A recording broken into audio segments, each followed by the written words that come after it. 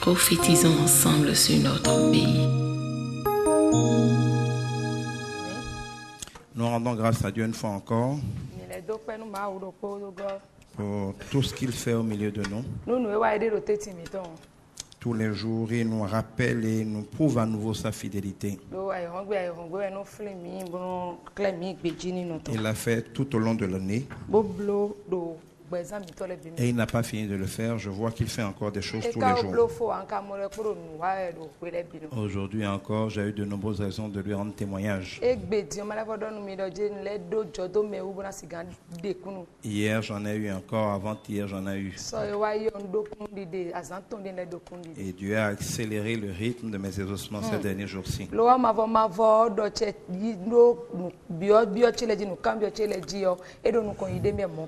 Comme quoi, tout ce qu'il avait vraiment prévu pour moi en 2014, je vais l'avoir avant la fin de l'année. Ça, c'est clair.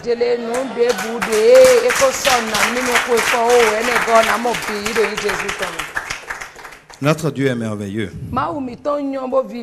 Il travaille beaucoup pour nous, mais il travaille aussi beaucoup en nous. Et il veut travailler beaucoup par nous. Pour jouir de Dieu, il ne faut jamais perdre de vue ces trois dimensions-là. Nous aimons bien que Dieu travaille pour nous, mais nous ne voulons pas qu'il travaille en nous. Or, si Dieu ne règne pas en nous, il ne peut pas accomplir ce qu'il veut pour nous. Nous devons accepter que Dieu travaille en nous. Et que quand il a travaillé en nous, et quand il a travaillé pour nous, il puisse travailler par nous. Mais nous sommes souvent trop égoïstes pour nous soucier de comment il peut travailler par nous.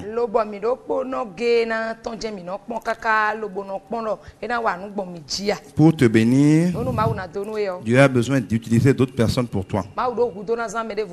Il travaille par d'autres personnes pour toi. Il a donc besoin de pouvoir travailler par toi pour d'autres personnes. Et si tu ne te laisses pas utiliser pour que par toi il bénisse d'autres personnes,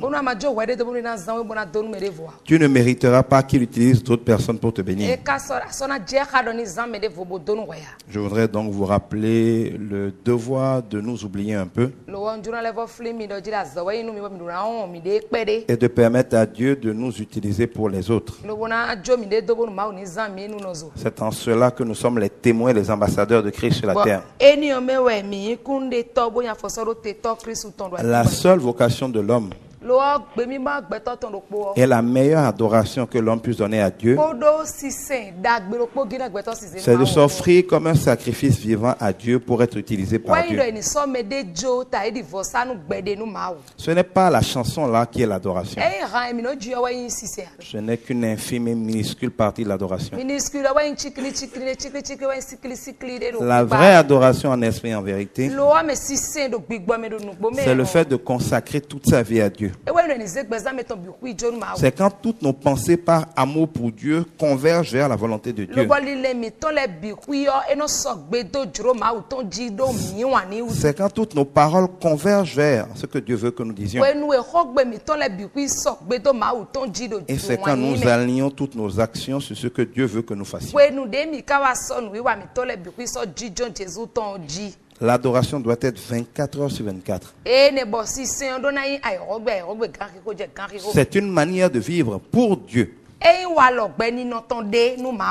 Et quelqu'un qui n'est pas ainsi offert à Dieu comme un sacrifice vivant aura quelques actions ou quelques miracles par-ci, par-là de Dieu dans sa vie. Et ce n'est pas ça le but de la vie chrétienne. Notre vie chrétienne est faite pour que nous demeurions en permanence dans l'abondance. Que nous soyons en permanence et toujours en bonne santé. Et que nous prospérions à tous égards. Mais à condition que notre âme prospère aussi. Et je crois que cette année, c'est ce que Dieu a beaucoup travaillé à faire en nous. Je vois qu'il a fait beaucoup de percées merveilleuses en chacun de nous. Et je suis convaincu que nous allons tous récolter, lui comme nous, ce qu'il a fait en nous cette année.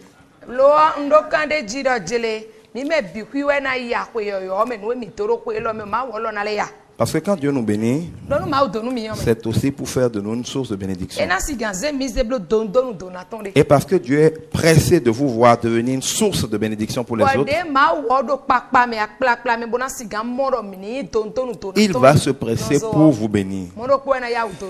Mais il ne peut pas vous bénir n'importe comment. S'il ne règne pas sur vous et en vous, il ne peut pas vous bénir. Et s'il vous bénissait, il ne pourrait pas vous utiliser. C'est comme si tu vois un militaire. Il te demande des armes. Tu ne peux pas lui donner les armes sans vérifier de quel camp il est. Si tu vois n'importe quel militaire, il est peut-être dans le camp ton ami, tu lui donnes des armes. Qu'est-ce que tu es en train de faire là? De te tuer? Avant d'équiper un soldat, il faut s'assurer de sa loyauté au camp dont tu es. Si l'Éternel est le Dieu des armées et que nous sommes ses soldats, il doit veiller à notre loyauté absolue avant de nous équiper. Et aussi longtemps que nous ne serons pas loyaux à Dieu, il ne mettra pas ses armes entre nos mains. Parce que alors Satan nous utiliserait avec ces armes-là contre les enfants de Dieu. Donc, je veux vous redire, comme Dieu nous l'a dit toute l'année, qu'à moins d'obéir à Dieu, il n'y a pas de place pour vous sur le terrain de la bénédiction. Si vous voulez aller aux endroits où les men of God vous déclarent des bénédictions fantaisistes à l'appel et sans aucune vérité, allez-y. Il y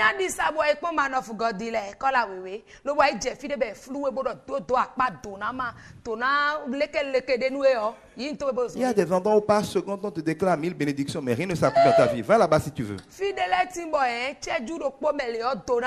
On vous donne tous les jours des centaines de bénédictions, aucune d'entre elles ne s'accomplit. Parce que personne ne peut vous bénir si Dieu ne vous bénit pas. Et Dieu ne vous bénira que selon sa parole. Tout a été fait par sa parole. Et rien ne sera jamais fait sans sa parole. Et si vous ne chérissez pas la parole de Dieu, si vous n'adorez pas la parole de Dieu, si vous n'êtes pas immergé dans la parole de Dieu, si vous ne vivez pas que pour la parole de Dieu, vous n'aurez rien avec Dieu. Ce n'est pas un pèlerinage, Dieu. On ne peut pas disparaître, aller faire ses affaires de temps en temps quand on n'a rien à faire, on vient écouter un peu Dieu puis on continue sa vie. C'était mon premier message de l'année, je vous le répète, Dieu n'est pas la roue de secours de votre voiture, c'est votre moteur.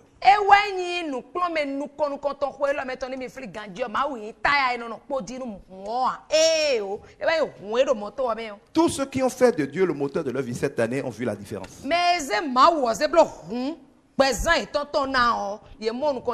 Mais tous ceux pour lesquels c'est resté la roue de secours continuent de pleurer et ils continueront de pleurer.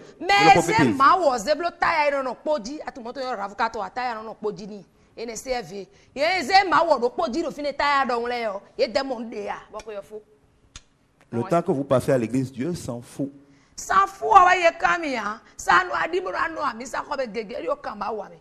S'il ne règne pas dans votre vie, ce qui se passe dans votre vie ne le concerne pas.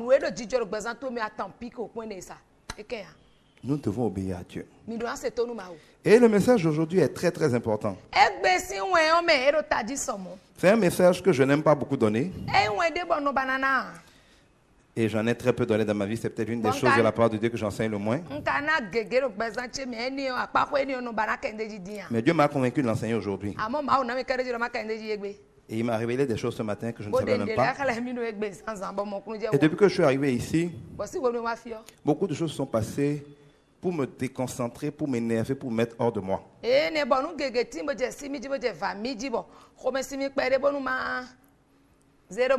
j'ai compris que le diable ne veut vraiment pas que je donne le message aujourd'hui. Mais je vais le donner quand même.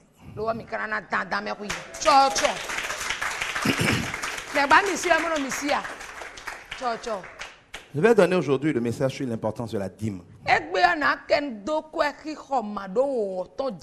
Vous savez bien, c'est peut-être de l'orgueil de ma part, je le confesse, je n'aime pas parler de dîme.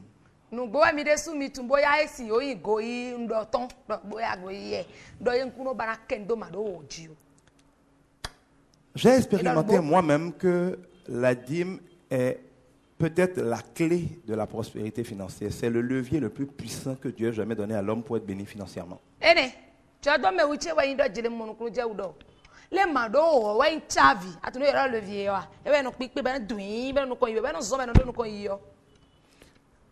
Je l'ai commencé sans trop de conviction, mais ce que j'en sais, je l'ai su par la pratique plus que par la parole de Dieu. Avant de le retrouver dans la parole de Dieu, bien sûr.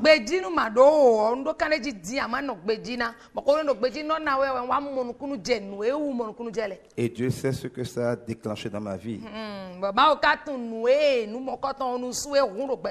Que ce soit la dîme ou des offrandes assez audacieuses, je sais ce que Dieu a fait dans ma vie avec.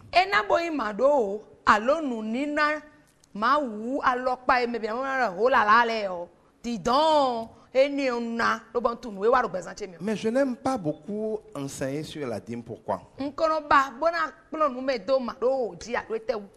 Parce que avant que je ne sois chrétien, et même après que je sois devenu chrétien, le principal sujet sur lequel les païens et les imbéciles se moquent de Dieu, c'est celui de la cupidité réelle des hommes de Dieu.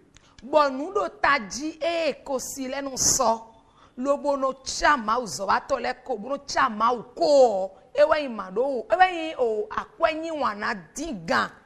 hommes de Dieu évangéliques ont été tellement cupides, bandits et escrocs, voleurs, que le diable met à la bouche de tout le monde quand on parle du Dieu que les hommes de Dieu sont des voleurs. Et toute personne qui n'aime pas Dieu dit, regarde bien, les hommes de Dieu sont des voleurs. Et là, ils ont parfois raison.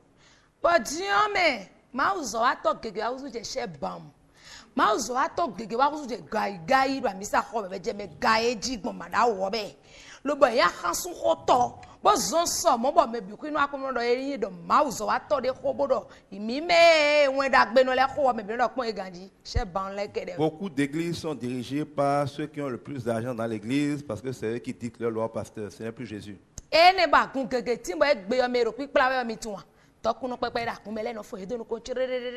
On les appelle président. Je ne sais pas président de quel Dieu, même pas de mon Dieu certainement.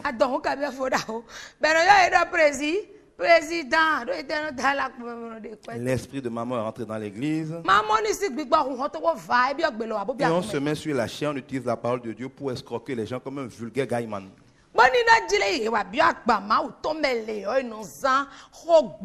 Comme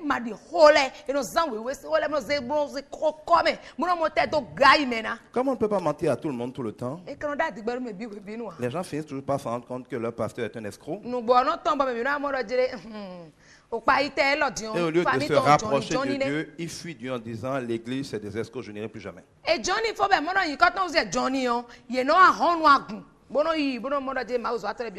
comme le diable cherchait déjà un prétexte, il a tout fait de donner à tous les serviteurs de Dieu la réputation d'escrocs qui passent leur temps à voler les pauvres fidèles.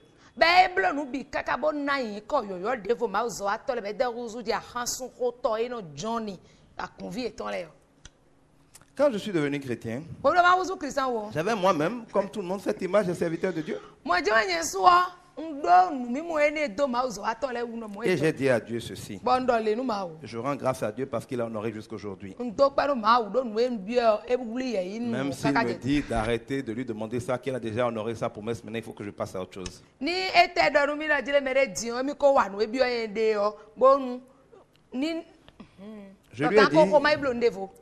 lui ai dit, si tu veux que je te serve, je le fais à une condition. je ne veux pas vivre de la mendicité que je vois tel serviteur de Dieu faire là. S'il faut mendier et paraître escroc pour être appelé serviteur de Dieu, ça ne m'intéresse pas de te servir.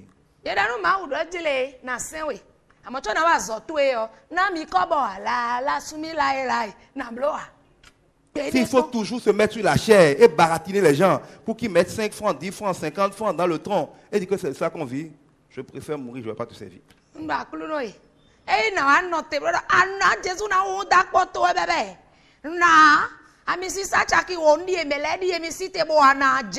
S'il faut aller vendre la bénédiction en disant que celui qui va donner 500 000 dans 3 jours, il va aller au ciel et raconter des bêtises comme ça pour vivre, moi, je ne veux pas te servir.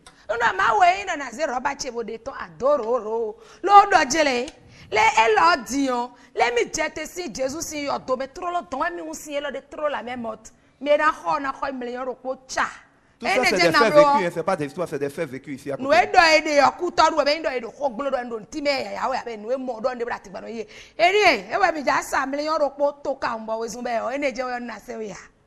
Si tu veux que je te serve, comme tu m'as donné une bonne intelligence et un savoir-faire, je veux que tu bénisses l'œuvre de mes mains. Je travaille, tu m'enrichis. Et c'est moi qui finance ton œuvre. Je ne viens de la poche de quelqu'un. J'avoue que c'est une position orgueilleuse. Mais franchement, je ne voulais pas passer pour quelqu'un qui parle de Dieu parce qu'il a faim.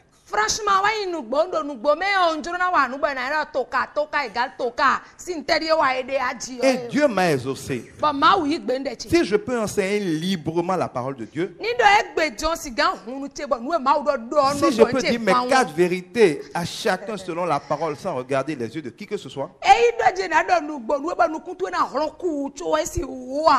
si quand je parle au nom du Saint-Esprit, même si quelqu'un veut m'arrêter, je dis si tu m'arrêtes, je sors. C'est toi qui m'as invité, tu te la fermes et je finis de donner le message. C'est parce que je ne demande aucune enveloppe, aucune quête à personne quand j'ai fini de parler au nom de Dieu. C'est Dieu qui me paye. C'est ça la vérité. Tu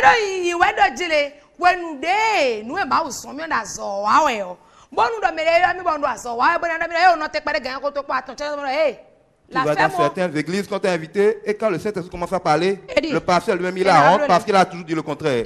Il vient derrière toi, je dis pasteur, ou tu vas t'asseoir ou je sors de l'église. Quand le Saint-Esprit parle, qui que ce soit, y compris pasteur, tu t'assois. Tu me laisses donner mon message. La prochaine fois, tu es libre de ne plus m'inviter. Pour faire ça, il ne faut pas attendre l'enveloppe de quelqu'un. La femme, il shut your mouth. Shut your mouth.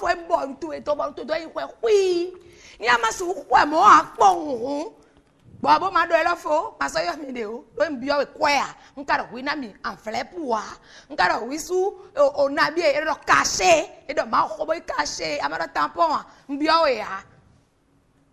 Et donc Dieu m'a donné la grâce d'avoir une entreprise avec des enfants de Dieu bénis par Dieu qui servent et qui apportent les moyens pour que nous vivions et que nous ayons en plus, comme avec la multiplication du pain, un supplément pour faire de très bonnes œuvres. Sans jamais avoir appelé aucun bailleur de fonds, aucun sponsor, aucun mercenaire financier. Ça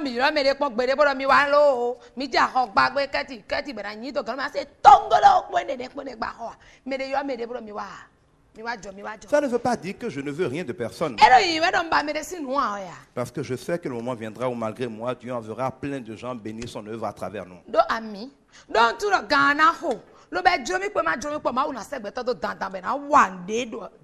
Mais je ne veux pas être de ceux qui obligent les gens à donner malgré eux, car la Bible dit que si tu ne donnes pas de bon cœur, c'est une malédiction. Je ne veux pas maudire quelqu'un.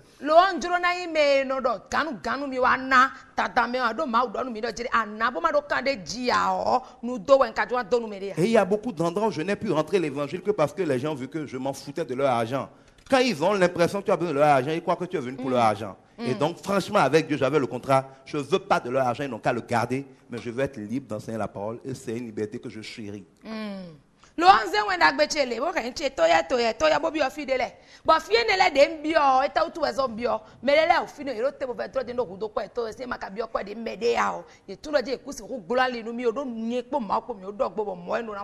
Même s'il faut prendre un billet d'avion et lancer la parole de Dieu, je le fais à mes frais. Je ne demande rien à personne. Donc là-bas, je dis ce que Dieu me dit. Je m'en fous des yeux de celui qui m'a invité.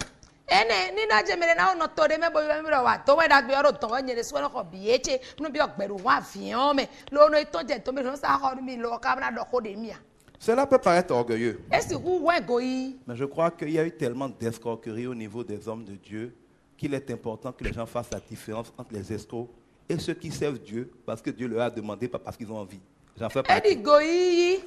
Amo me bi no akoso e Johnny do wegwe Johnny na Mr Johnny mo bi si family akoso Johnny e be so lo ho de yen ko ma ko mi dogbo ne we ni onu na wa so de yen pe po mi to do. Comme le dit souvent mon père spirituel Karambiri, ça donne l'impression d'être orgueilleux, mais la raison dit, je n'étais pas au chômage quand je suis devenu serviteur de Dieu.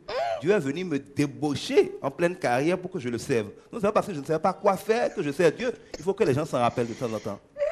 Eh, wo di ore. Touch big gbo mi amatu ya npo agafine. Touch big gbo mi o. E be do jelele. Emi ku ba so po. Le vla no iPhone bo capital no ba so po ya so me dudu e lo ka me blo va na le. Ye gbanu a chite po no da we lo fi. Po mo je ko do di mo yi pe emi kuro aso ma mo wa me chobo ma we wa inde mi si aso emi tokon. Bo so emi wa. Non, nous sommes des prisonniers de Jésus. No mi ganto Jésus to. Pas des mendiants chez les enfants de Dieu. Et je rends grâce à Dieu de ce qu'il a honoré notre contrat. Je n'ai jamais rien demandé à personne pour le servir. Et pendant longtemps, j'avais interdit, regardez quand il y avait dansé pour te prendre, il n'y avait même pas la quête. J'ai interdit la quête à toutes nos activités.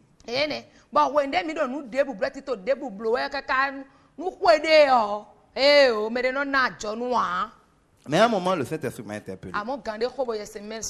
Il m'a dit, maintenant ça suffit. Tu ne voulais pas qu'on te prenne pour un escroc. C'est maintenant assez clair pour tout le monde que tu n'es pas un escroc. Mais tu dois savoir que semer dans l'œuvre de Dieu. Ce que toi tu fais très bien, c'est pour ça que je te bénis. S'ils ne le font pas, ils ne vont nulle part. Hein. Tu vas les enseigner fatigués. Tu vas prier pour eux fatigués. Ils ne seront jamais prospères. Un paysan qui ne sème rien ne récoltera jamais rien, quel que soit les tonnes d'engrais qu'il a. Donc, l'enfant de Dieu qui est tellement bête qu'il ne sème jamais rien est garanti qu'il mourra pauvre. Il peut aller au ciel, son âme va aller au ciel, mais sa vie sera une vie de mendiant, de pauvre. L'homme ovi mauton de ma don de bois. Mono yi Jésus to gbeza to me kwere isa ko cha ama gwenu ro pe o ena kudo HEN égale rien alo ena kudo Y égale ya o me dandan. Donc Dieu me dit, maintenant que je t'ai déjà aidé à démontrer que tu n'es pas un voleur, bandit comme tu le voulais, pardon, aide-moi aussi à bénir mes enfants en leur permettant de semer dans mon œuvre. Tini ajuru na declare la jere mi le ko ise banwo nko gwa lo nu edi ma o declare me bi to ko ise ban no fi mo me o ama jo gwa lo nyere subo ma donu vitere. Et pour ça, ils doivent semer. Ils doivent payer leurs dîmes. Ils doivent faire des offrandes. Et ils doivent consacrer leur bien, leur temps, leur vie à Dieu. Et pour que ça marche bien, quand vous payez les dîmes ici, Global paye le gros des dîmes du centre. Mais certains d'entre vous, je rends grâce à Dieu, payent leurs dîmes. Mais nous payons toujours la dîme des dîmes au pasteur Karambiri, qui est mon père spirituel. Parce que la bénédiction est un circuit. Parce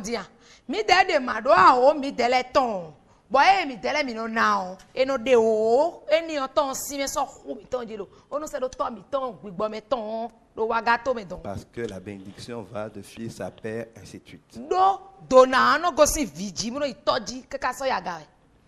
Mais vous allez voir que bien que j'ai fini par le faire parce que c'était sous Mia contraint, il y a des églises qui ne peuvent pas avoir un culte où on ne dit pas 3 phrases pour expliquer aux gens pourquoi donner. Vous avez jamais vu ici quelqu'un vous dit qu'il faut donner de l'argent pour quelque chose? Là,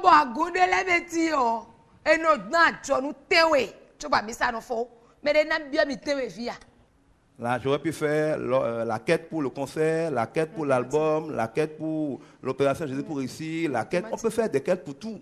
Vous n'avez jamais vu ça ici. Mais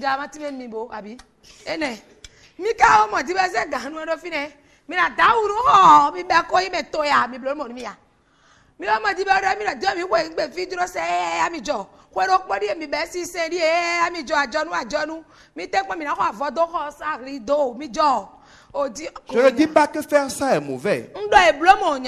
Il est normal qu'une église vive des moyens que lui donnent ceux qui jouissent de la parole de Dieu dans l'église.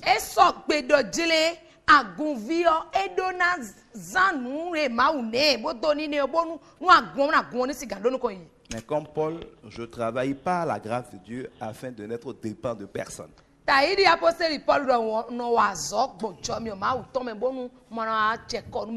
La vérité, c'est que certainement par orgueil, je ne force personne à donner à Dieu. Mais la vérité, c'est que ceux qui n'ont pas compris qu'il fallait donner sont en train de jouer contre eux-mêmes.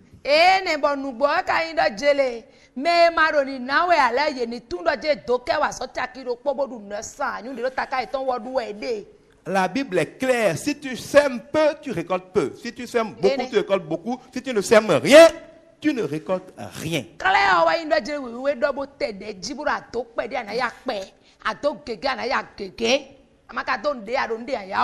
La semence, c'est principalement l'argent, c'est vrai. Mais ça va au-delà de l'argent. C'est la dîme de tout ce que Dieu nous a donné. À Global, par exemple, tout le monde donne la dîme de son temps à Dieu. Sur 5 jours de travail, il y a une demi-journée qui est consacrée à aller évangéliser, à aller prier pour les malades. Donc, nous donnons, ce n'est pas toujours une question d'argent. Dieu ne mange pas votre argent, il s'en fout. C'est lui le maître de l'heure de l'argent. Mais nous donnons la dîme de notre temps pour aller servir Dieu.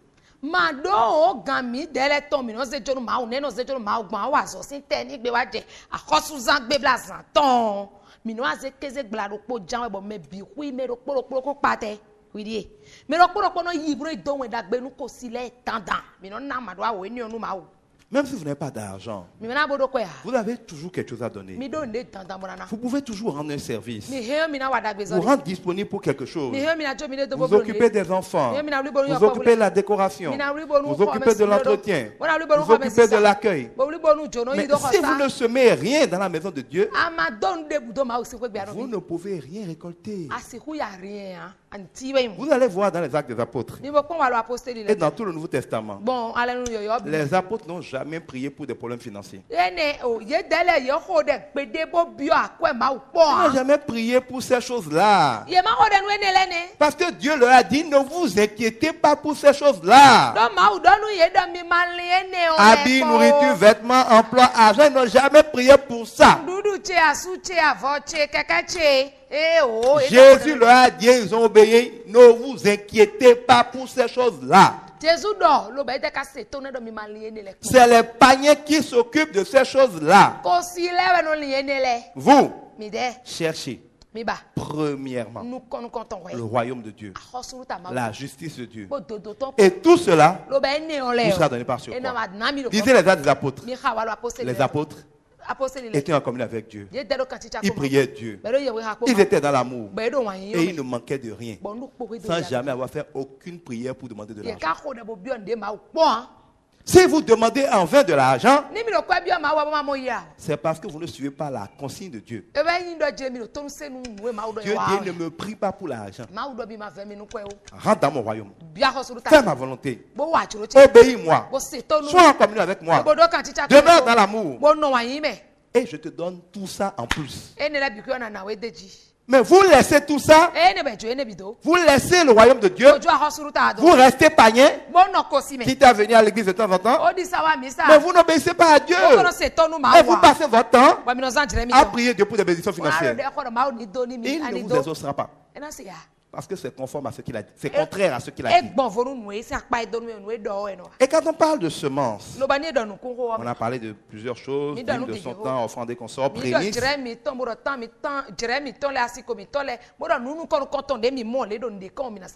On va revenir peut-être sur chacune de ces choses par la suite. Mais ce soir, je voudrais m'intéresser spécialement à la dîme. Parce qu'il y a un esprit de satanique mensonge dans le pays actuellement.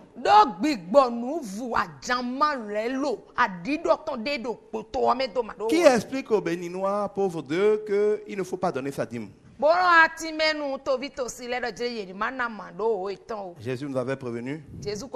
Le temps viendra où les gens seront ennemis de la vérité.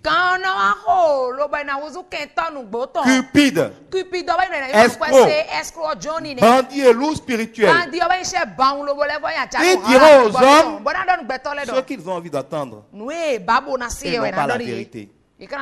Comme les hommes aussi sont des cupides qui ne veulent rien donner à Dieu, dès que quelqu'un se lève avec toute l'ignorance royale qu'il a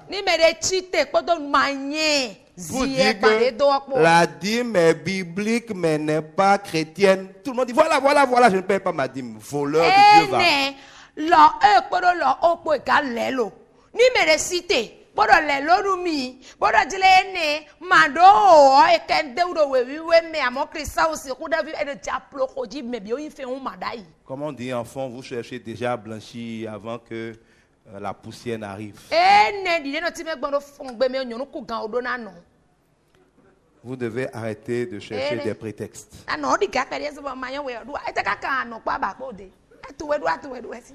Vous cherchez des faux prétextes. Et vous voulez des gens qui vont vous conforter dans la bêtise qui consiste à ne pas payer sa dîme. Écoutez-moi bien parce que c'est un message que je ne donnerai pas souvent.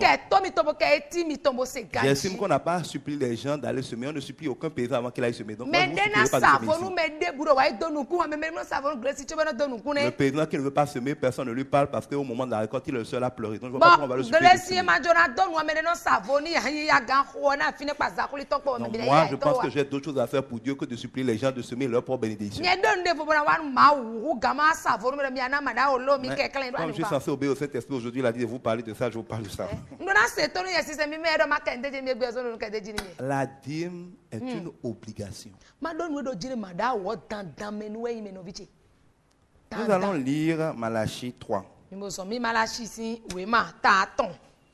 À partir du verset 6. Moi, le Seigneur, je ne change pas. Vous comprenez la phrase là? Verset 6. Hein? Moi, le Seigneur, je ne change pas. Il est le même hier, aujourd'hui, pour toujours. Je continue. Moi, le Seigneur, je ne change pas. Et vous, vous êtes toujours les enfants de Jacob. Entre l'ancienne alliance et la nouvelle alliance, Dieu a changé. Entre l'ancienne et la nouvelle alliance, vous n'êtes plus enfant de Jacob. Verset 6 déjà, il vous dit, je ne change pas. Vous êtes, vous là, toujours les enfants de Jacob. Sous-entendu, vous revendiquez toujours les bénédictions promises à Abraham. Pourquoi vous n'avez pas laissé Abraham dans l'Ancien Testament, vous réclamez les bénédictions promises à Abraham dans le Nouveau Testament?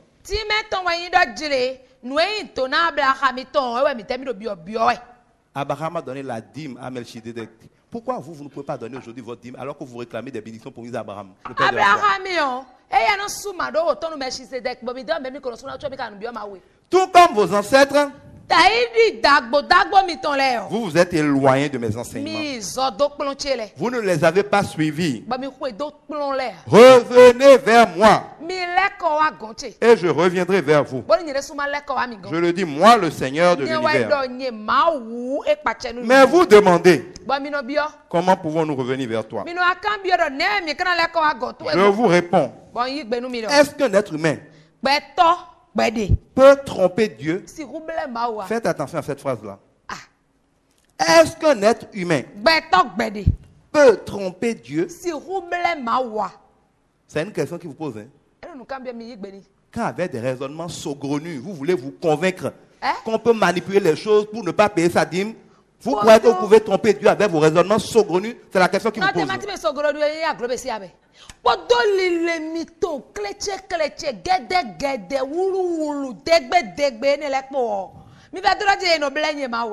Est-ce qu'un être humain peut tromper Dieu? Pourtant, vous me trompez. Vous demandez encore. En quoi t'avons-nous trompé? On dirait qu'il lit dans vos têtes actuellement. Je vous réponds. Quand vous devez donner le 10e de vos biens, et quand vous me faites des offrandes, malheur à vous. Vous êtes maudits parce que vous me trompez. Vous, le peuple tout entier. Apportez donc réellement le 10e de vos biens dans la salle du trésor pour qu'il y ait toujours de la nourriture dans le temple. Je l'affirme, moi, le Seigneur de l'univers. Vous pouvez vérifier que je dis la vérité. Vous verrez alors que j'ouvrirai pour vous les écluses du ciel et que je vous couvrirai de bienfaits abondants. Pour vous, je détournerai les criquets. Ils ne détruiront pas vos récoltes. Ils n'empêcheront pas vos vignes de donner du raisin. Je le promets, moi, le Seigneur de l'univers. Tous les autres peuples diront que vous êtes heureux, car la vie sera très agréable dans votre pays. Je le dis, moi, le Seigneur de l'univers. Alors, de quoi s'agit-il? La dîme, c'est la 10e partie de vos revenus. Dieu dit de l'apporter dans sa maison. Donc dans un ministère, dans un endroit, dans un ministère qui a pour vocation de servir Dieu, dans un temple de Dieu. Et c'est ça qui permet que la nourriture ne mange pas dans cette maison de Dieu. C'est avec vos dîmes que le ministère chrétien fonctionne, finance ses charges afin de continuer d'exister pour vous bénir.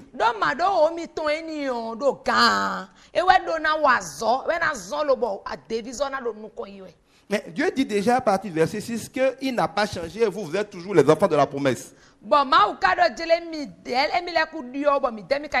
vous rappelle que le Saint-Testament me dit, ça c'est écrit dans Malachie. Malachie c'est le dernier livre de l'Ancien Testament, donc le dernier livre qu'on voit avant de voir le Nouveau Testament. C'est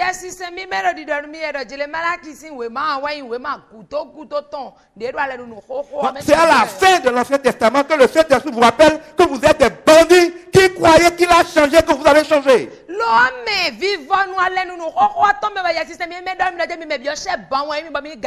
À la fin de l'Ancien Testament, pas au milieu, pas au début. Il dit, vous êtes éloignés. Vous me trompez comme vos ancêtres. Pourquoi vous me trompez? Parce que vous détournez mes dîmes. Vous êtes des voleurs, il a dit, vous me volez. Je vous fais remarquer ceci. Si tu dois donner quelque chose à quelqu'un et tu ne lui donnes pas, il ne dit pas que tu es un voleur. Il dit que tu n'es pas gentil. Quand quelqu'un dit que tu es un voleur, c'est que ce que tu as pris lui appartient. La dîme n'est pas pour toi. Tu ne donnes pas la dîme à Dieu. La dîme est pour Dieu. Quand tu ne la donnes pas, tu as volé Dieu. L'équivalent en termes de finances, c'est la TVA. Ceux qui connaissent un peu, non, la TVA c'est précis, c'est pas takwe. Takwe c'est l'impôt en général. Non, il faut appeler ça TVA simplement. La TVA, c'est un impôt. Mais c'est un impôt spécifique.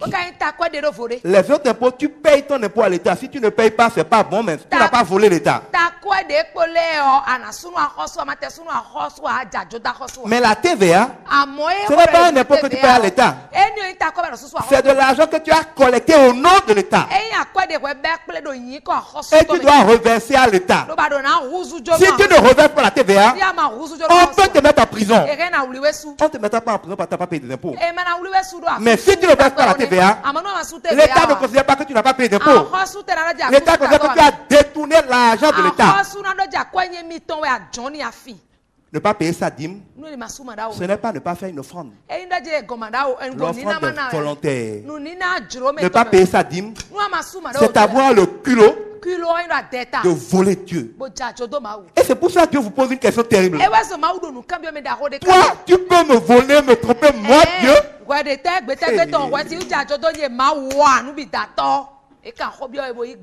Il n'a pas dit, quand tu ne veux pas me donner, tu n'es pas gentil, il faut semer. Il dit, toi, tu me voles. Toi, tu crois que tu peux me tromper, moi, Dieu? Il faut savoir une chose. Quand tu voles Dieu, tu le payes au centuple à Satan.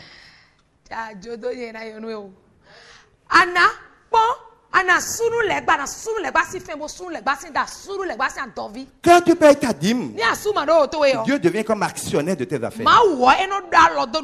Quand tu lui as donné sa part, afin que son église ne manque pas de moyens, il veille sur ta source afin que toi tu aies ta part et que l'église ait toujours sa part. Mais quand tu voles Dieu, il ne peut plus faire cela.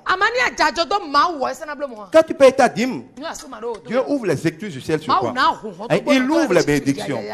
C'est l'une des rares fois dans la Bible où Dieu dit, mettez-moi à l'épreuve. Quand on te dit de tester quelque chose, il faut tester pour voir. Moi, la première fois que j'ai payé ma dîme, une banque m'a appelé pour me rembourser 1 million. J'avais fait un prêt que j'ai du mal à payer. Ils m'ont tellement fatigué. Ils m'ont escroqué. J'ai payé des millions. Et je les ai oubliés. Quand j'ai payé ma première dîme, le jour même, la banque m'a appelé. J'étais énervé contre eux. J'ai dit, tu veux quoi encore? Il dit, non, venez. J'ai dit, pour faire quoi? Il dit, on veut vous donner l'argent. Il dit, me donner l'argent. Banque bandit va. Il dit, non, c'est pas banque bandit. On s'est rendu compte que on t'a pris trop d'argent. Quand tu payes ta dette là, on a pris trop d'argent. Non, là maintenant, on veut que tu viennes chercher le supplément. Je dis, hein?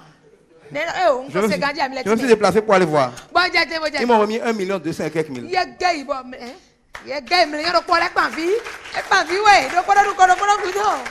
Ça, c'est ce que j'ai pas fait à la première dîme que j'ai payée dans ma vie.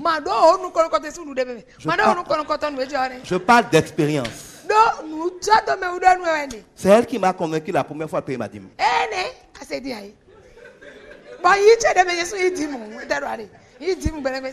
Quand j'ai ouvert Global Service Immobilier, notre premier affaire a rapporté 600 000 francs de profit. J'ai donné ces 600 000 là, je n'oublie pas, en prémisse à Dieu. C'est pour ça que personne ne peut jamais battre dans l'immobilier. C'est Dieu qui pilote les choses. Il n'y a rien à faire.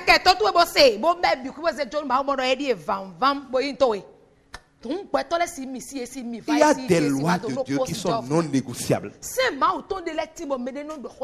Mais les gens veulent tromper Dieu. Le problème, c'est quoi? Satan est tellement méchant qu'il se fout de votre bêtise. Pourquoi tu ne payes pas les 10%? Parce que tu as peur que l'argent ne te suffise pas. Mais la vérité, c'est quoi? C'est qu'avec les 10%, ça t'a suffi? Ce n'est pas bête de tromper Dieu pour l'argent qui ne va même pas régler tous tes problèmes.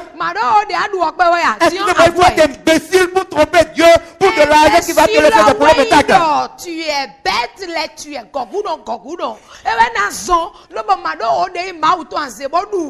Quand moi j'étais surendetté, je payais mes dîmes, je faisais des offrandes à Dieu parce que Dieu m'a dit, si je suis pour toi, personne ne peut être contre toi. Tant que je payais mes offrandes, même le tribunal faisait dilatoire. Il y a des gens qui devaient l'argent, le tribunal les a déboutés. C'est quand j'ai voulu que je les ai payés. Alors que je n'ai négocié avec personne. Quand Dieu est avec toi, même les lions ne peuvent rien te faire.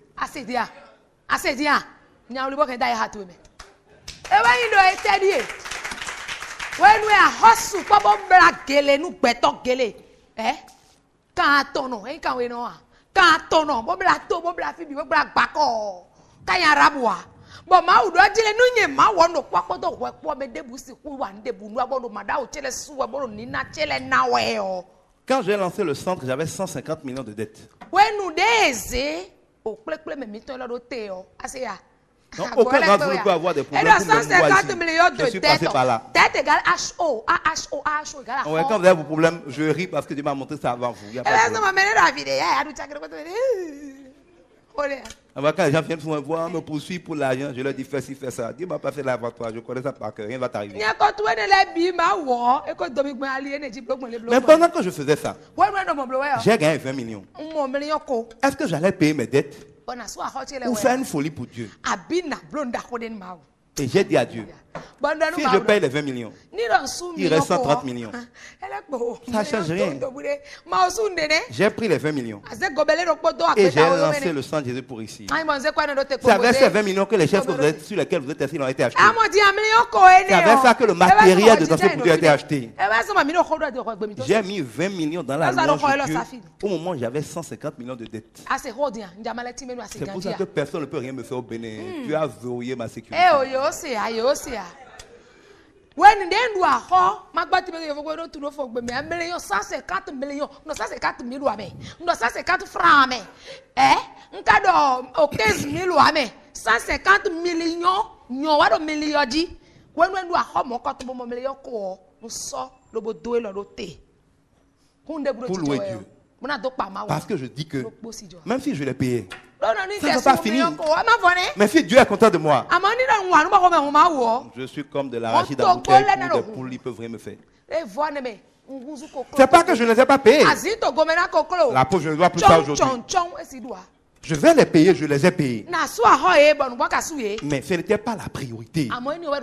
La priorité, c'était de faire plaisir à Dieu. Parce que la semence, ce n'est pas l'argent. Dieu n'a pas besoin de ton argent. Ce que tu es capable de semer pour Dieu, révèle à Dieu et à toi à quel point tu fais confiance à Dieu. C'est pour ça que quand le jeune riche vient dire à Jésus, je suis prêt à te suivre partout. Jésus ne lui a posé qu'une seule condition. Quand tu es bien sûr moi, il a changé de chemin.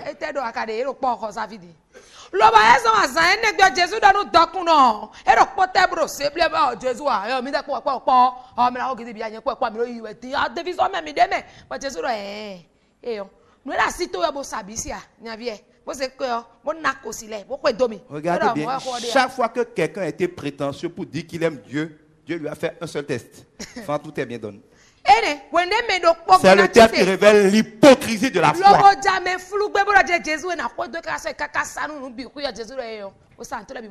C'est à ton comportement sur la dîme que Dieu voit si tu es un comédien, un hypocrite, un menteur ou si tu le crois.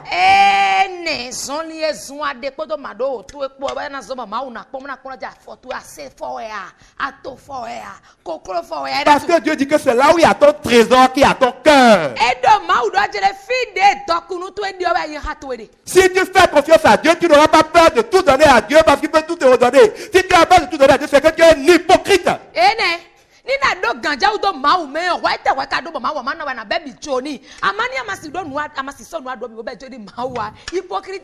Vous ne voulez pas qu'on sorte de la foutaise.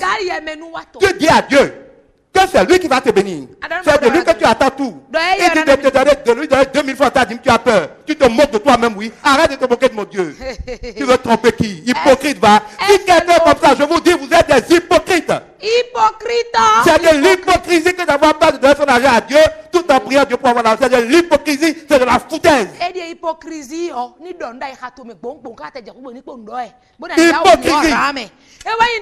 Vous vous moquez de Dieu.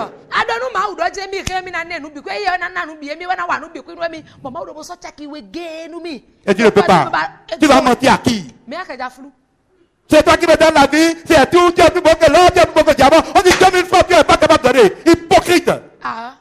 Tu es plus précieux que ce que l'on dit, tu es là.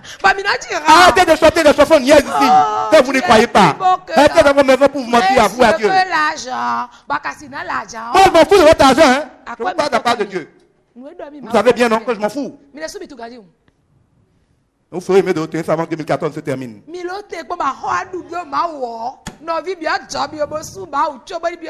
tu ne payes pas ta dîme, ce que tu as gardé, ne règle pas tes problèmes.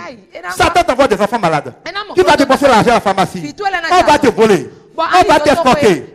Tu vas perdre de l'argent. L'argent, Satan va te prendre 10 fois. Et Dieu te punira en plus dessus. Celui qui paye la dîme ne met pas son argent à la pharmacie. N'a pas d'enfant tout hospitalisé. On ne l'escroque pas. On ne le vole pas. Il ne perd pas son emploi. Ce que tu voles à Dieu, Satan est autorisé à te les récupérer. Si tu es voleur, Dieu permettra qu'on te vole.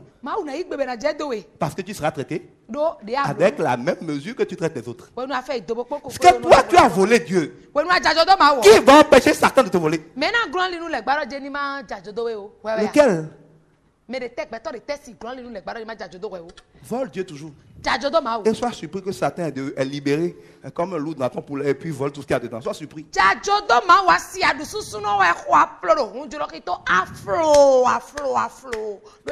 Quand tu payes ta dîme, Dieu ouvre les écluses du ciel et il chasse le dévoreur. La plupart des Béninois sont victimes du dévoreur. Ils gagnent l'argent, mais le dévoreur vient tout bouffer, ils ne font rien avec l'argent.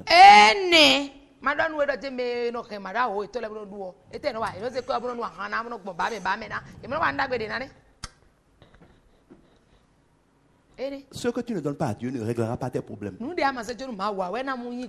Il vaut mieux donner à Dieu comme une semence pour que de là, Dieu te donne ce qui va régler tes problèmes. Si en volant Dieu, tu réglais tous tes problèmes, j'allais encore comprendre pourquoi tu as pour le risque de voler Dieu. Mais s'il faut voler Dieu pour toujours avoir des problèmes, c'est bête, hein? Mais c'est moi qui ne comprends rien. C'est pas bête de voler Dieu. Pourquoi ça ne change rien?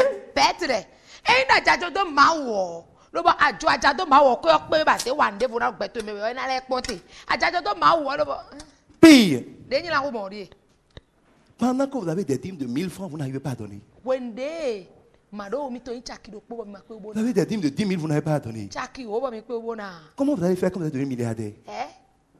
Vous ne savez pas que celui qui ne peut pas donner 100 francs sur 1000 francs ne peut jamais donner 1 million sur 10 millions et ne va jamais donner 100 millions sur 1 milliard. Donc vous ne serez jamais riche parce que Dieu ne donnera jamais 1 milliard à un imbécile cupide qui ne peut pas mettre 100 millions dans son œuvre. Donc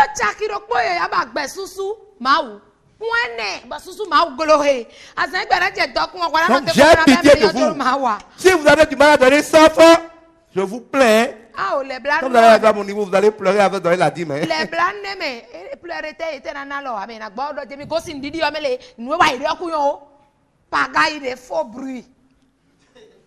Si nous allons dans le Nouveau Testament, puisque les ignorants veulent vous embrouiller sur ça, Jésus n'est pas venu abolir la loi. Il est venu parfaire la loi. Il est venu accomplir la loi.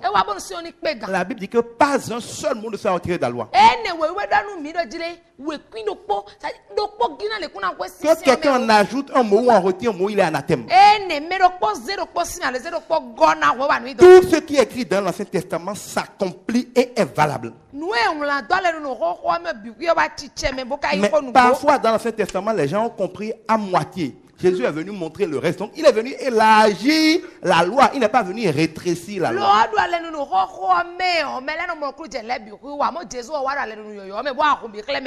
Avant, les gens évitaient juste l'adultère physique. Maintenant, Jésus dit, même quand tu penses à la femme de quelqu'un, c'est l'adultère. Il n'a pas aboli l'adultère. Il a aggravé la qualification de l'adultère.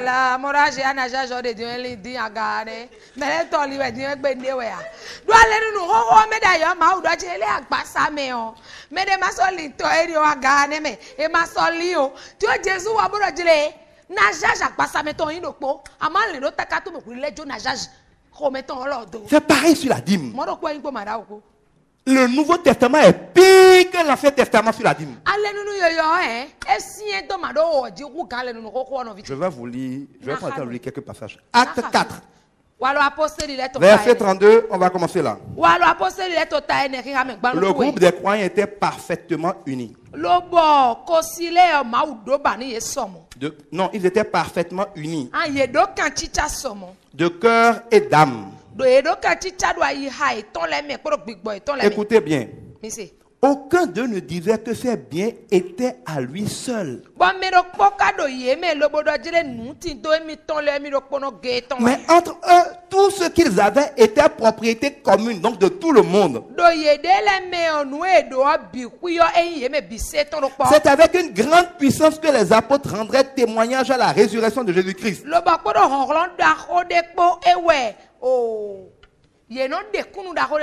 Et Dieu leur accordait à tous d'abondantes bénédictions. Personne parmi eux ne manquait du nécessaire.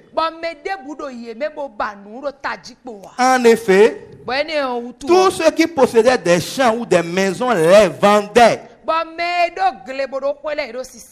Ils les vendaient en entier. Apportaient la somme produite par cette vente. Et la remettait totalement aux apôtres. Ah, on ne peut pas dire pour ça. Hein? On distribuait ensuite l'argent à chacun selon ses besoins.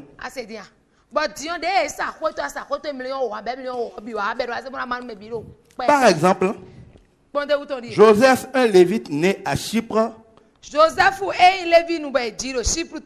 que les apôtres surnommaient Barnabas, ce qui signifie l'homme qui encourage,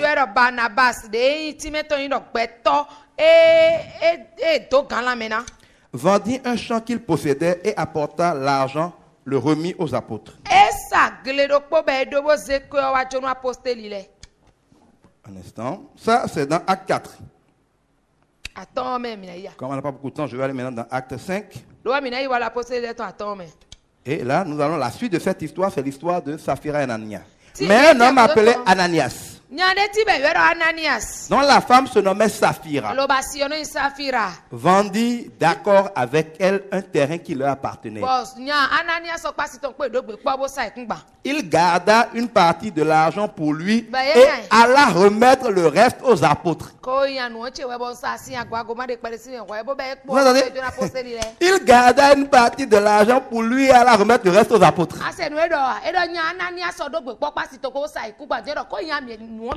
Sa femme le savait.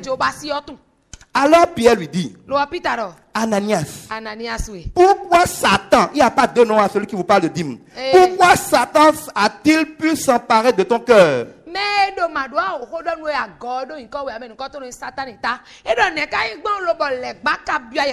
Tu as menti au Saint-Esprit. Là-bas, Dieu dit, pourquoi voulez-vous me tromper? Pourquoi voulez-vous me tromper? Ici Pierre dit, tu as menti au Saint-Esprit et tu as gardé une partie de l'argent rapporté par ce terrain. Avant que tu le vendes, il était à toi. Et après que tu l'as vendu, l'argent t'appartenait, n'est-ce pas? Mais comment as-tu pu décider de commettre une telle action? Ce n'est pas des hommes que tu as menti, mais à Dieu. En entendant ces paroles, Ananias tomba et mourut. Tomba et mourut. Et tous ceux qui l'apprirent furent saisis d'une grande crainte. Les jeunes gens vinrent l'envelopper, le corps, puis l'emporter et l'enterrer. Environ 3 heures plus tard, la femme d'Ananias entra sans savoir ce qui s'était passé. Pierre lui demanda, dis-moi, avez-vous vendu votre terrain pour telle somme? Pour cette somme? Et elle répondit, oui, pour cette somme-là. C'est-à-dire la fausse somme que son mari avait déclarée. Alors Pierre lui dit, comment donc avez-vous pu décider ensemble de défier le Saint-Esprit? C'est culotté quoi. Écoute, ceux qui ont enterré ton mari sont déjà à la porte et vont t'emporter toi aussi. Au même instant, elle tomba au pied de l'apôtre et mourut. Les jeunes gens l'enterraient, entraient et la trouvaient morte. Ils l'emportaient et l'enterraient après son mari. Toute l'église et tous ceux qui ont appris ces faits furent saisis d'une grande crainte. Vous voyez la niaiserie avec laquelle vous blaguez? Dans le Nouveau Testament, ce que vous faites là, ça fait enterrer en direct Ananias et Saphira. Dans l'Ancien Testament, la loi n'était pas parfaite. Tout n'était pas accompli. C'était l'ombre de la vérité. Comme la loi est un pédagogue pour la foi, la loi se contentait de vous dire de donner au moins 10% de vos biens à Dieu. Jésus vient. C'est vrai que le Nouveau Testament ne parle plus de dîme, c'est vrai. Mais Jésus fait pire. Il dit, vous êtes les intendants des biens de Dieu. C'est-à-dire que ce n'est plus ton argent, tu donnes 10% à Dieu. Tu es toi-même esclave de Dieu. Il t'a racheté par son sang. Tout ce qui t'appartient, lui appartient. Ce qui appartient à mon esclave m'appartient. Ce qui appartient à mon enfant, m'appartient. Si mon chien m'aime pas, les chiots sont pour moi. Il n'y a pas un chiot pour moi et 3 chiots pour lui. Donc, dans le Nouveau Testament, toi et moi, nous n'avons rien. Comme tu n'as rien, tu ne peux payer de dîmes sur rien. Parce que dans le Nouveau Testament, Jésus dit que tout ce que tu as lui appartient. Il te l'a confié pour le gérer, pour rendre ministère, pour bénir les autres. Et les apôtres ont tellement compris que chacun gagnait de l'argent, apportait. Ils étaient ensemble, ils priaient ensemble, ils mangeaient ensemble. Ceux qui avaient beaucoup apportaient. Ceux qui n'avaient rien, ce n'est pas grave. En mettant ce que chacun a, personne n'avait trop, personne n'en manquait. Même les gens qui avaient des biens, quand même, un terrain c'est un bien personnel, c'est un patrimoine. Le vendait, apportait tout à Dieu. Et Dieu en disposait. C'est mieux, bien c'est pire que la dîme. Et quand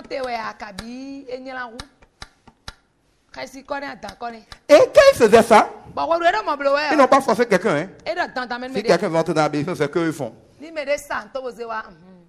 Mais comme Saphir et Ananias ont vu que les gens faisaient ça,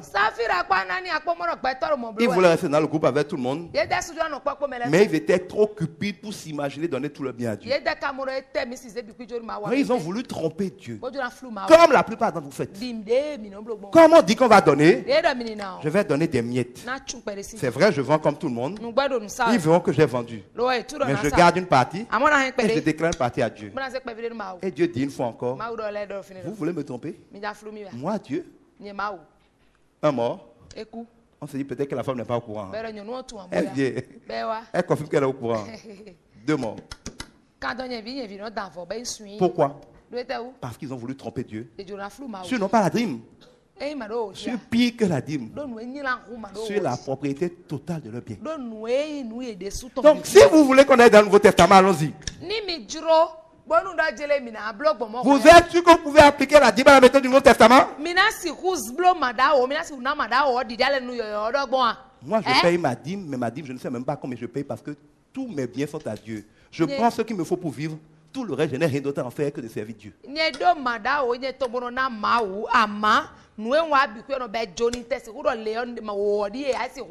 Parce que je n'ai qu'une seule finalité. Je n'ai même pas besoin de laisser d'héritage à mes enfants. Christ est l'héritage de mes enfants. Pourquoi j'ai besoin de leur laisser quoi? Tu laisses l'héritage à tes enfants. 2 jours après, si Dieu veut, ils ont tout dispersé. Dans leur Christ, ils ont tout. Donc, dans le Nouveau Testament, Jésus va beaucoup plus loin que la dîme. Je sais d'ailleurs qu'au Bénin, il y a quelques communautés comme ça. Ils ne sont pas nombreux. Je sais que l'ancien DG du port, M. Jérôme Dandjounou, est dans une communauté comme ça. Fin de vie, je crois. C'est des gens qui, quand ils gagnent leur salaire, ils restent ensemble tous dans une communauté, dans une caisse. Et c'est la communauté qui paye après chacune de leurs charges. Donc ils essaient de vivre et ils ont raison selon le modèle des apôtres. Et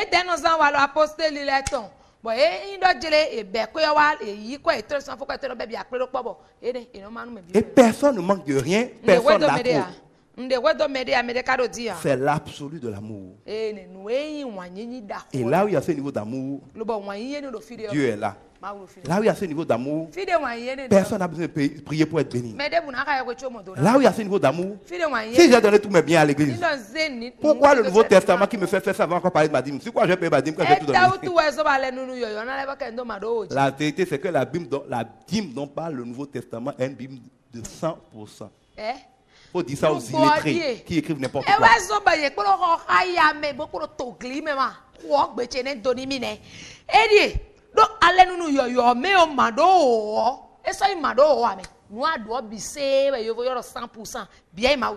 Et comme les gens trouvaient que c'était trop, certains ont voulu dribbler. Voilà comment Dieu a réagi au topo.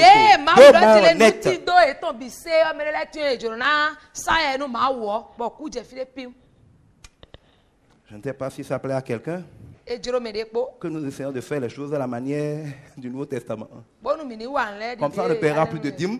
Le Nouveau Testament n'a pas dit de plus payer de dîmes. Il dit de faire pire que la dîme. Donc vous voulez que nous soyons conformes au Nouveau Testament ou bien à l'Ancien Testament? Maintenant, il faut me dire. Puisqu'il paraît que la dîme n'est pas chrétienne et biblique, des niaiseries comme ça.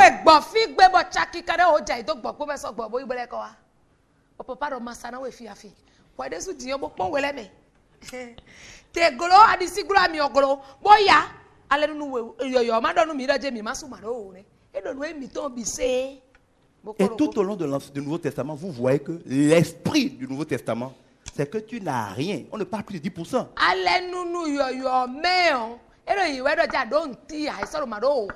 Chaque riche qui a voulu suivre Jésus dit vends tout sur moi, Pierre, laisse tout sur moi. Toi, tu as attendu quoi pour le suivre?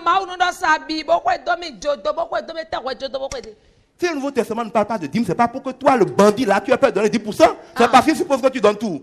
Donc, ne pas parler de dîme, c'est en supposant que tu veux tout donner. Si tu ne donnes pas tout, ne prends pas le fait que le Nouveau Testament n'a pas parlé de dîme pour justifier ta cupidité et ta volonté de voler mon Dieu.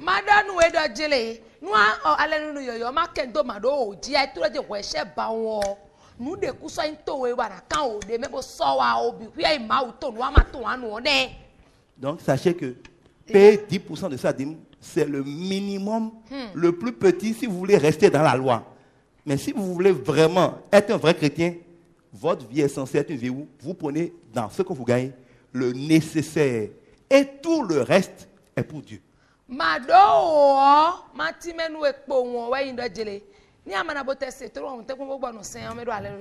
C'est encore mieux pour toi.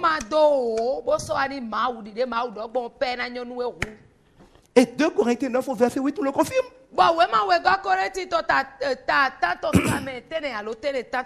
Dieu est capable de faire venir à vous toutes sortes de bénédictions de grâce, de sorte que tous les jours, quels que soient les besoins, vous ayez ce qu'il vous faut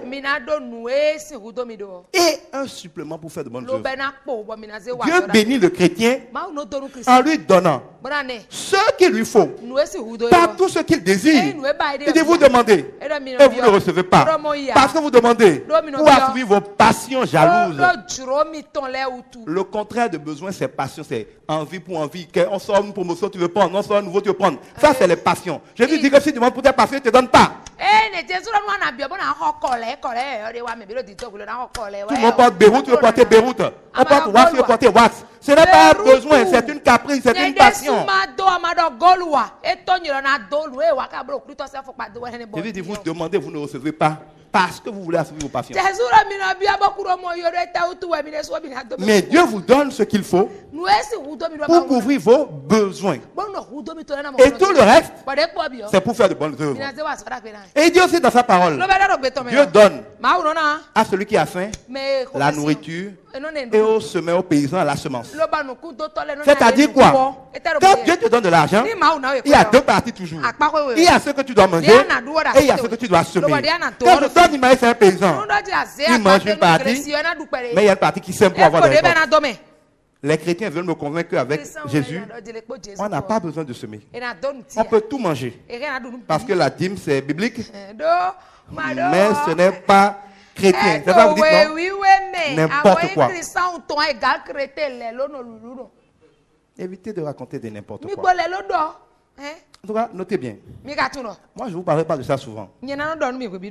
Mais j'ai pitié de vous, des niaiseries que vous entendez, que vous croyez. Et ça marche dans vos cœurs. Faire l'amour, tout le monde dit, ah, ils ont dit que, parce que vous-même, vous cherchez déjà un argument satanique pour vous donner bonne confiance dans votre stupidité. Tous ceux qui craignent Dieu s'aiment. Les musulmans sont bénis parce qu'ils sont les plus grands semeurs dans l'œuvre de Dieu. Quand un musulman se fâche, il construit des mosquées.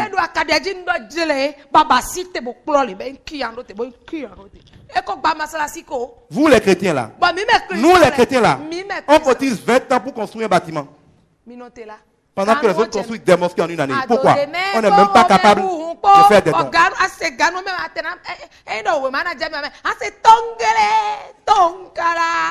Les gens mettent 50 francs sur le rebord du trône parce qu'ils ne prennent encore monnaie de 30 francs chez Dieu. 30 francs, alors, c'est un manque de foi terrible. Le musulman, par exemple, ne blague pas avec ses ça. C'est pour ça qu'il est béni.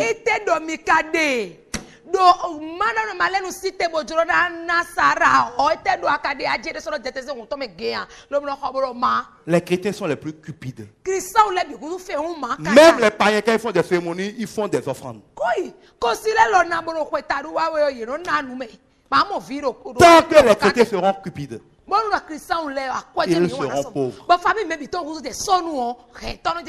On sera pauvre. Vos biens ne vous appartiennent pas. C'est Dieu qui est la prospérité. Quand vous gagnez de l'argent, vous allez prendre naturellement ce qu'il faut pour vivre. Mais tout le reste appartient à Dieu. Quand Dieu t'envoie quelqu'un, c'est l'argent que tu as chez toi. Ce n'est pas ton argent que tu dois lui donner. C'est l'argent de Dieu qu'il envoie de ses enfants chez toi. Et vous allez voir, je vais m'en arrêter là parce qu'on n'a pas beaucoup de temps. Si jamais tu as un montant en poche, et c'est ce montant précisément que quelqu'un te demande, il faut courir pour remettre. Si tu attends 2 millions de Dieu, et il ne te reste que 200 000 francs sur toi, et Dieu envoie quelqu'un qui, par exemple, pour un problème de santé, a besoin de 200 000 francs pour ne pas mourir, il faut courir pour lui remettre l'argent. Mais si tu avais 5 francs, que quelqu'un te demande 1000 francs, ce n'est pas Dieu qui l'envoie. Tu sais combien tu ne vas jamais t'envoyer quelqu'un pour te demander ce que tu as. Ça, c'est ce que je vous ai donné. Si tu as 100 francs, et Dieu dit, quelqu'un dit, Dieu m'a dit de demander mon frère 1000 francs, tu dis c'est faux. Dieu sait que je n'ai pas 1000 francs. Ce que je dis là, c'est le vécu concret avec Dieu. Moi, je ne veux pas de théorie. Regardez bien, la veuve de Sarepta, avec l'Élie d'Élysée. Quand Dieu veut bénir quelqu'un, il envoie un serviteur de Dieu qui prend toute sa farine, qui prend toute son huile, qui prend tout ce qu'il a. Et c'est qu'il prend tout ce qu'il a, comme semence, que le miracle vient. Vous êtes tellement cupide que Dieu ne peut pas vous bénir. Si on avait envoyé Élie chez vous, jamais il n'y aurait eu de miracle. Vous n'allez pas lui donner votre farine. C'est pourquoi vous êtes encore pauvre.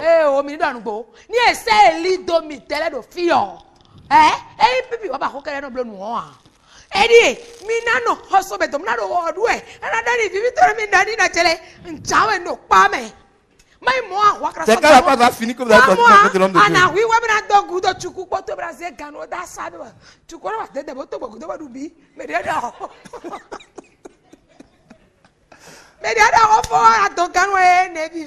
Le trompé. Regardez comme la femme qui avait fait son parfum précieux entièrement au pied de Jésus. Les grands miracles. Même Salomon qu'on dit là. Salomon a fait une holocauste terrible pour Dieu. C'est après ça qu'il a dit, qu'est-ce que tu veux? Vous avez fait quoi pour Dieu? Qu'est-ce que toi tu n'as jamais fait de terrible pour Dieu? Et tu as supposé que Dieu n'a jamais fait d'extraordinaire pour toi.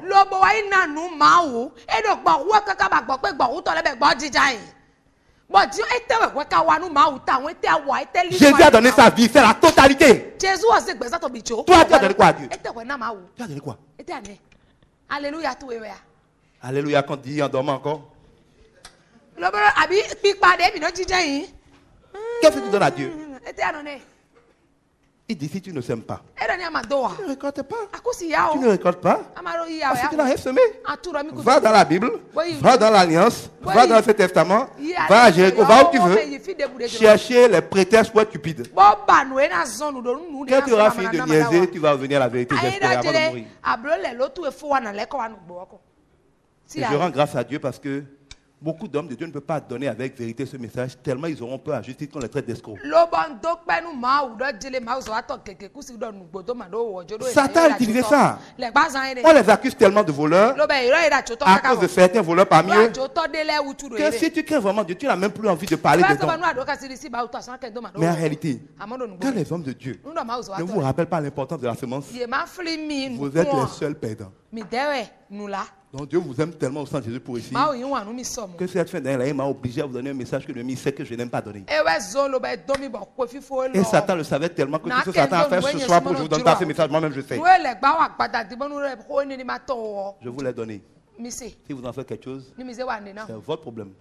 Parce que je crois qu'il est clair dans votre esprit que ce que vous en ferez ne changera rien à ma vie. Rien du tout.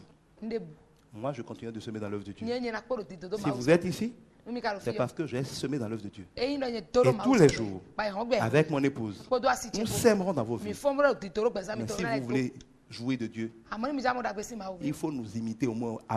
Si ce n'est pas pour nous dépasser. Parce que normalement, vous devez nous dépasser. Si vous voulez être béni, si vous voulez rentrer dans la gloire, parce que Dieu a prévu ce ministère là pour la gloire. Il nous appelle à des choses extraordinaires au béni dans le monde. Il n'y a personne ici qui soit prévu pour son quartier. Je ne peux pas donner ce niveau de parole là pour évangéliser le quartier. Le minimum que quelqu'un du sang Jésus peut faire, c'est un ministère national. Au minimum. Mais beaucoup de gens auront ici des ministères internationaux. Mais ce n'est pas en n'étant pas capable de donner 1000 francs de dîme que vous allez moi, je vous ai dit pour moi.